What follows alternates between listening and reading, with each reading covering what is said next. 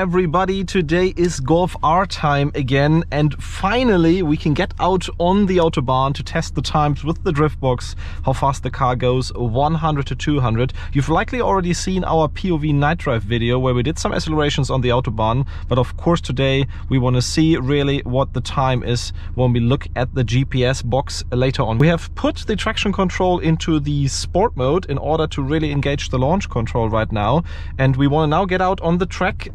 You have to bear in mind, again, winter time. We have winter tires on. We have the wide 235 19-inch winter tires on this car, and we also have a damp and wet track today. You've probably also seen it from the outside already. That means, of course, that the numbers will be influenced, but this has a very effective torque vectoring system in the back, which also increases the traction. So let's see how it actually does on the Autobahn.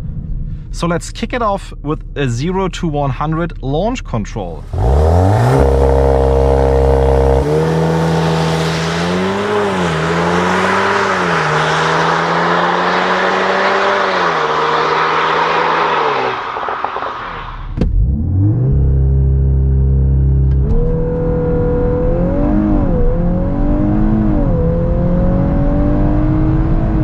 Oh my goodness, this is really fast. 4.4 seconds on the Driftbox with that start on wet tarmac. Saying it again, 19-inch winter tires and wet tarmac. Wow. I mean, this torque vectoring system in the back really must make a difference, because it gets a lot more grip onto the road than, for example, what we had in an Audi S3 that we also tested with similar horsepower.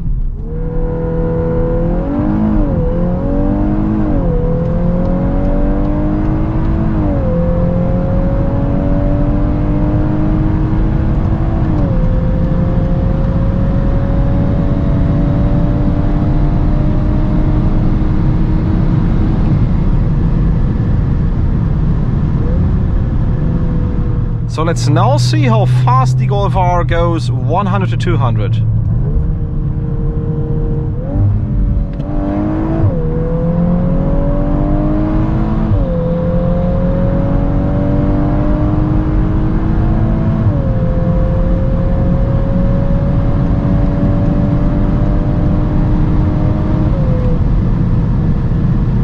So guys, this is simply amazing. The time that the car took onto 100 kilometers per hour in those damp and wet conditions with winter tires, 19-inch winter tires, was a 4.4 second, and I really managed to do that time multiple times on the Driftbox, and therefore I believe it is definitely right. I think that is truly amazing, and it's mainly due to the fact of this active differential or torque vectoring system that they have in the back, because it just shifts power onto the rear axle right into the spot where you need it in order to get the best acceleration out of it. So torque vectoring, similar to what I explained with the Tiguan R, doesn't only help you on a curvy road when you want to do some handling or even for the drift mode, it really helps you also for the acceleration, for the launch control. Secondly, the number that amazes me just as much is the number from 100 to 200, because the car did in 11.5 seconds 100 to 200, which means overall we managed to do a time of 16 seconds, around 16 seconds,